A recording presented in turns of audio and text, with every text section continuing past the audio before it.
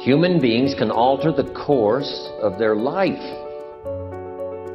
Human beings can live one way for 5 years, tear up that script, live a totally different way the next 5 years. The first 6 years of my economic life, I wound up broke. Second 6 years, I wound up rich. Someone says, don't you have to do the second 6 years like you did the first 6 years? And jot this down. No. No, you don't have to live the second 6 years like the first 6. You can use all the information and all the advice and repairing all of your mistakes and adopting a new and refined philosophy so that the next 6 years can be totally different than the last 6. All of these major questions, what about my life and my value and my place and my future? And what about life? What about origin? What about destiny? What about opportunity? What about possibility?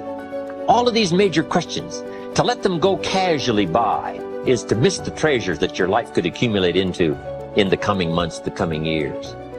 So this is called major. What we ponder and what we think about sets the course of our life. It's like the set of the sail that's taking us somewhere. Self-confidence comes from the lack of neglect. If you will not neglect to do small, daily discipline, that's where self-confidence comes from. Part of good health is self-confidence.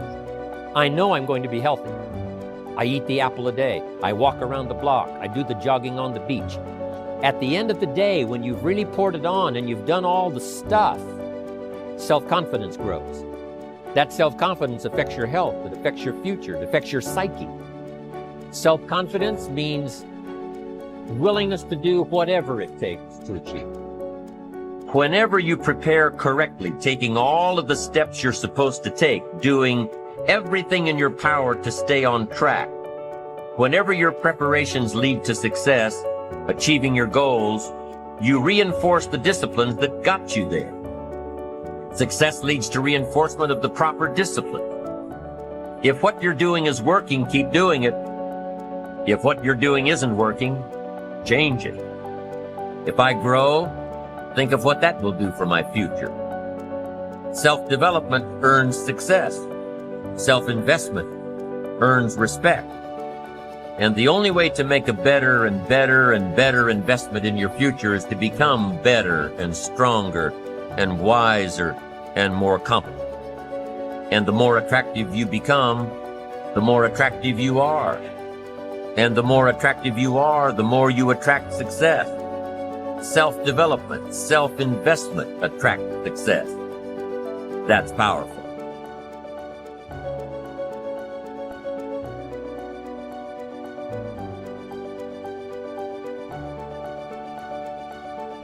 It seems to me that everyone on this planet who I know or have worked with is suffering from self-hatred and guilt to one degree or another. The more self-hatred and guilt we have, the less our life works. And the less self-hatred and guilt we have, the better our lives work on all levels. The innermost belief for everyone I have worked with is always, I'm not good enough. And we often add to that, and I don't do enough, or I don't deserve. Does this sound like you, often saying or implying or feeling that you are not good enough? But for whom? And according to whose standards? If this belief is very strong in you, then how can you possibly have created a loving, joyous, prosperous, healthy life?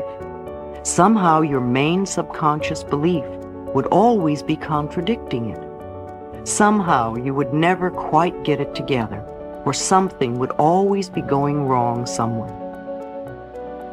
I find that resentment, criticism, guilt, and fear cause more problems than anything else. These four things cause the major problems in our bodies and in our lives. These feelings come from blaming others and not taking responsibility for our own experiences. You see, if we are all responsible for everything in our lives, then there is no one to blame. Whatever is happening out there is only a mirror of our own inner thinking. I'm not condoning other people's poor behavior, but it is our beliefs that attract people who will treat us that way. If you find yourself saying, "Everyone always does such and such to me, criticizes me, is never there for me, uses me like a doormat, abuses me," then this is your pattern. There is some thought in you that attracts people who exhibit this behavior. When you no longer think that way, they will go elsewhere. You will no longer attract them. On the physical level, resentment long held can eat away at the body and become the disease we call cancer. Criticism, as a permanent habit, can often lead to arthritis in the body. Guilt always looks for punishment, and punishment creates pain. Fear and the tension it produces can create things like baldness, ulcers, and even sore feet. I have found that forgiving and releasing resentment will dissolve even cancer. While this may sound simplistic, I have seen and experienced it working. We can change our attitude toward the past. The past is over and done. We cannot change that now. Yet we can change our thoughts about the past. How foolish for us to punish ourselves in the present moment because someone hurt us in the long ago past.